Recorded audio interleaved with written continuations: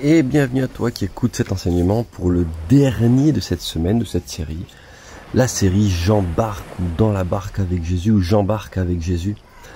On a pris un peu le large, on a regardé dans la parole de Dieu ce qui était écrit. On a pris le temps vraiment de caler nos vies, nos barques nos vies étant nos barques, à ce que Jésus voulait pour le laisser venir, le laisser agir en nous. Et on a déjà vu tous ces points-là, le fait que nos vies, notre barque était aussi le salut, et aussi le fait que, Jésus venait et enseignait au travers de nos vies, enseignait au travers de notre barque, si je puis dire. Puis on a vu le fait que Jésus nous pousse à aller plus loin, à jeter les filets, à faire un pas de plus. Et cette expérience aussi que nous avons vue dans l'enseignement numéro 4, c'est le fait que, oui, c'est bien quand Jésus fait le miracle dans nos vies, et c'est moins marrant quand alors qu'on suit Jésus, une tempête arrive. Mais elles arrivent parfois. Et elles sont là, j'ai envie de dire légitimes, comme je le disais, oui, et en place pour que notre foi soit travaillée, purifiée, comme l'or est purifié par le feu. Ça aussi, nous l'avions évoqué. Alors aujourd'hui, on regarde ce 5e enseignement. C'est l'enseignement de la barque, de nos vies, le point de départ avec lequel nous marchons sur l'eau. Tu te souviendras bien donc du coup de cette histoire maintenant que je parle du fait de marcher sur l'eau. Il s'agit de Matthieu 14 verset 22. Je te lis Matthieu 14 verset 22 et on va progresser dans ce dernier enseignement pour clôturer cette belle semaine que tu t'es mis à part. Matthieu 14 verset 22, je te lis la version parole vivante et tu peux prendre en parallèle, si tu notes, bien sûr, je le rappelle, tu mets sur pause, tu notes les références. On lit ici Matthieu 14, verset 22 à 33, mais en parallèle, tu peux le retrouver aussi dans Marc 6, verset 47 et suite. Marc 6, verset 47 et suite. Je te lis Matthieu 14, verset 22. Aussitôt après, Jésus pressa ses disciples de remonter dans la barque. On est encore une fois dans la barque, oui. Et il leur demanda de le devancer sur la rive opposée. C'est très intéressant parce que le contexte ici est différent. Alors que dans tout ce qu'on a lu, Jésus était avec les disciples dans la barque. Maintenant, les disciples sont envoyés par Jésus un peu plus en solo. Envoyés par Jésus. Il y a ici une image de croissance, de maturité de notre part. Il y a aussi l'image ici du moment où Jésus ne sera plus avec eux. Il va envoyer ses disciples sur l'eau, dans leur barque, mais Jésus ne sera plus avec eux parce qu'il sera remonté au Père, remonté au ciel. Mais que fait-il au ciel? Eh bien, il prie, il travaille pour nous, il prend soin de nous, il a les yeux rivés sur nous. Et c'est exactement l'image qui est déjà dans cette histoire. C'est pour ça que ce passage-là est très intéressant de maturité. Il les dit, il les pressa de remonter dans la barque et leur demanda de le devancer sur la rive opposée pendant qu'il renverrait la foule. Et quand tout le monde fut dispersé, il gravit une colline pour prier à l'écart. À la tombée de la nuit, il était là, tout seul. Et que faisait-il? Il priait, mais il voyait aussi les disciples. Juste, tu gardes Matthieu 14 ouvert et on va aller lire Marc 6, verset 47. Donc je te lis ici Marc 6, verset 47, c'est la même histoire, mais on a quelques détails différents. Entre-temps, la nuit est venue, la barque est au milieu du lac. Jésus est resté seul à terre. Donc, on rappelle-toi, la colline, il l'a gravie, il est en train de prier. Et il est dit, là, en 48, il voit que ses disciples avaient avancé péniblement. Je rappelle, je relis, la barque est au milieu du lac. Le lac dont on parle ici, réellement, fait plusieurs kilomètres de large. Il y a plusieurs centaines et centaines et centaines de mètres, donc, qui séparent Jésus des disciples. Et pourtant, il est dit, il voit que ses disciples avancent péniblement. Ce n'est pas une vision physique qu'il a, c'est impossible. Souvent en plus, il y avait de la brume, la nuit en plus, on voyait rien, c'était noir. Comment Jésus pouvait-il voir cela? Quand il fait noir comme ça sur un lac, tu peux pas voir à 10 mètres. Et là, ils sont au milieu du lac, plusieurs centaines et centaines et centaines, kilomètres même d'écart. Jésus voit que ses disciples ont de la difficulté. Donc je reviens à Matthieu 14 et on a lu le verset 22, 23, 24. Pendant ce temps, à plusieurs centaines de mètres du rivage, ce que je te disais, la barque, fouettée par le vent contraire, luttait péniblement contre les vagues. Donc, ça reprend ce que Marc disait. Eh bien, ils avançaient péniblement. Vers le petit matin, c'est plus qu'au milieu de la nuit, vers le petit matin, Jésus alla les rejoindre, ses disciples, en marchant sur l'eau. Jésus alla rejoindre ses disciples, en marchant sur l'eau. Tu vois, les disciples sont là et ils persévèrent.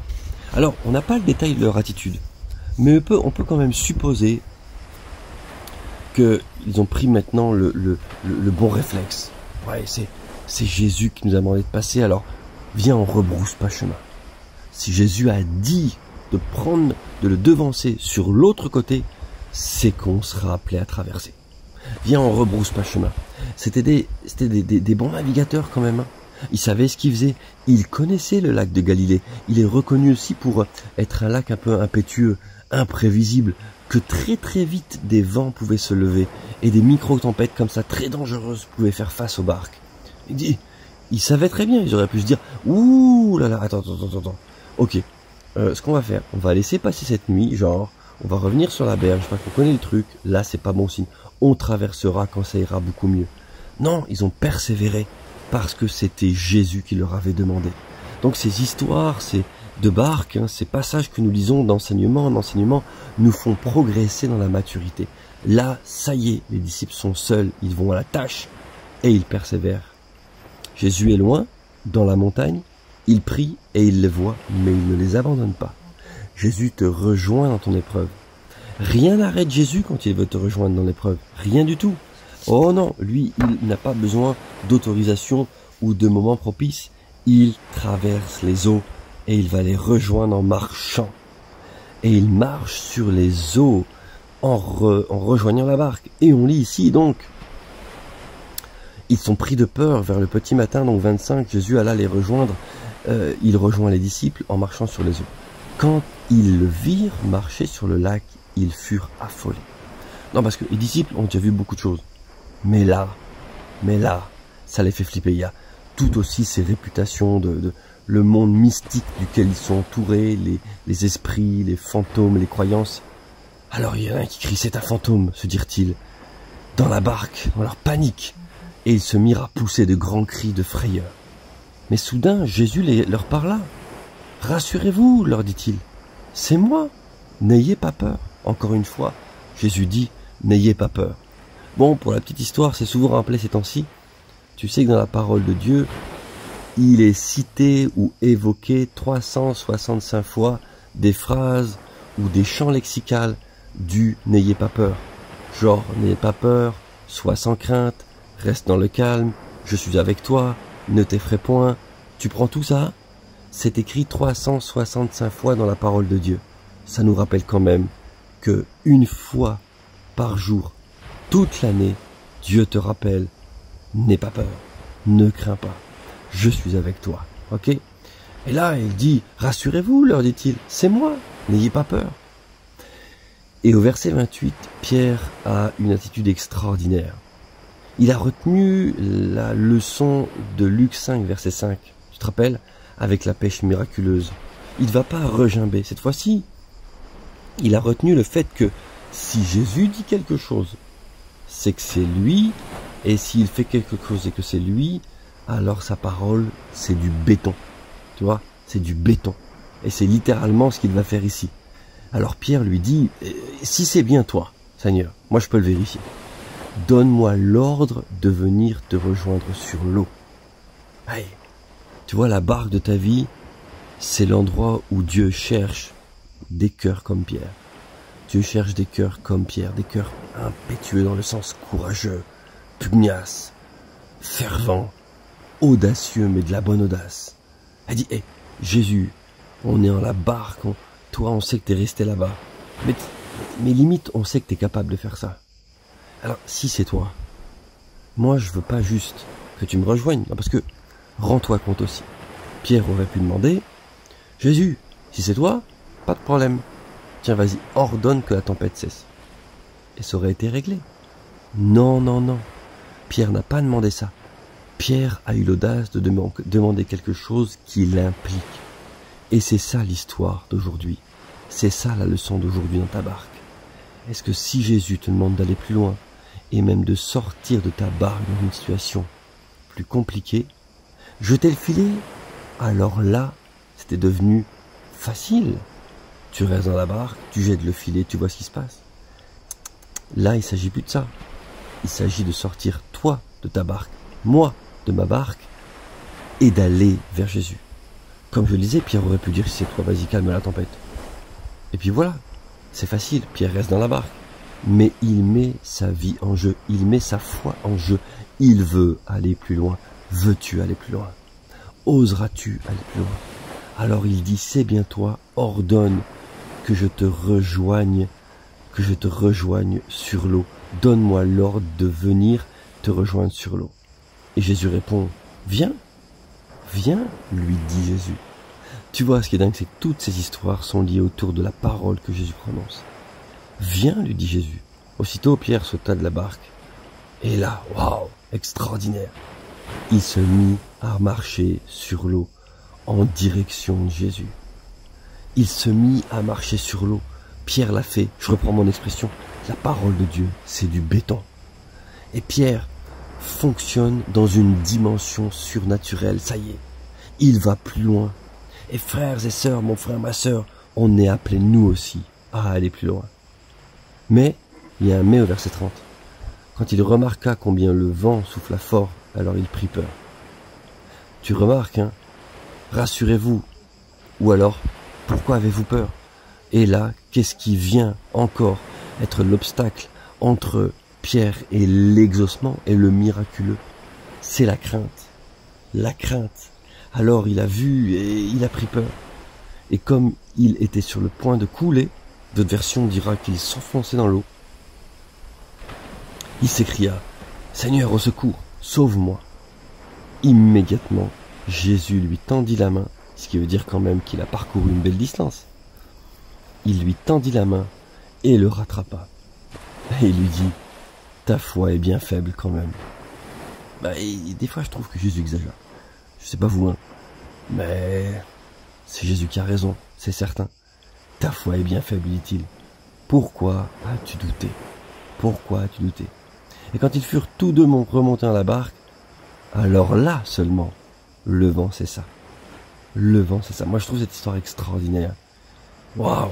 Alors les hommes qui se trouvaient dans l'embarquement vinrent se prosterner devant lui en disant, « Tu es vraiment le Fils de Dieu. » Tu vois, c'est différent du moment où ils sont dans la barque, Jésus calme la tempête, et là, ils se posent la question. Ils se dirent les uns aux autres, mais qui est-il pour que le vent et la tempête lui obéissent?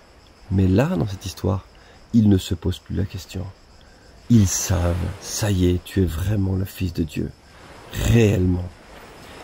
Après avoir traversé le lac, ils abordèrent à Génézareth. Et tu vois, dans cette belle, extraordinaire histoire que nous avons lue ensemble, Jésus cherche des cœurs comme Pierre.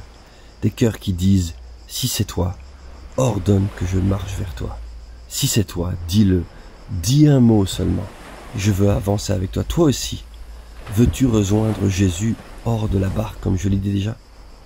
De plus, le rejoindre hors de la barque pendant la tempête. Pendant la tempête. Oui, notre Dieu cherche ton cœur. Pour que le royaume de Dieu s'étende, Dieu cherche des hommes et des femmes qui sont prêts à marcher dans le surnaturel. Déjà, quelque part, les disciples l'étaient. Ils ont persévéré, ils sont dans la barque, ils ont obéi à Jésus. La tempête fait face, fait rage. Mais non, Jésus nous l'a dit. On fait un acte de foi, on avance, on traversera. Mais là, Jésus veut nous emmener encore plus loin. Je pense que Dieu nous parle dans la barque de nos vies. Et il veut nous emmener réellement plus loin. J'imagine quand nous arriverons dans le ciel et que nous présenterons notre vie, notre barque. Jésus nous regardait fièrement. Parce qu'il sait que plusieurs fois, Jésus nous a rejoints à l'épreuve. Plusieurs fois, nous sommes sortis de la barque. Plusieurs fois, on a à nouveau marché sur l'eau. Plusieurs fois, alors qu'il y avait peut-être des cas de guérison, des malades. Et on aurait voulu dire, Jésus, vas-y, fais-le, guéris-le toi. Jésus nous a dit, non, toi, Fais-le. Toi, marche sur l'eau. C'est-à-dire toi, guéris-le. Toi, je t'ai envoyé toi. Voici les signes qui imposeront ceux qui auront cru en moi. Ils imposeront les mains aux malades.